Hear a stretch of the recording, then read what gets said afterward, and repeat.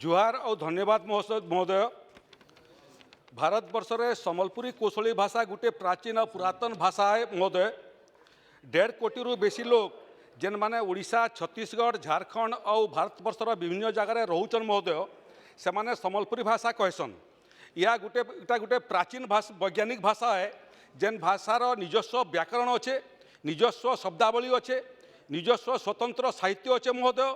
इतार संगे संगे रामायण, महाभारत, श्रीमद् भागवत गीता और धार्मिक ग्रंथ माने भी सम्बलपुरी भाषा अनुवाद हो सारी। ये भाषा संस्कृत भाषार बहुत पाखर भाषा है, निकटतर भाषा है महोदय। यार निजस्व वाद्य अच्छे, निजस्व गीत अच्छे, निजस्व नाच अच्छे, निजस्व संगीत अच्छे, निजस्व ड्रामा आदि अच्छे।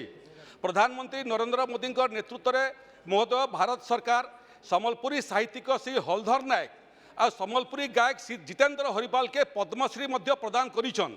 इटा परोक्ष सम्बलपुरी भाषार स्वीकृति आए महोदय।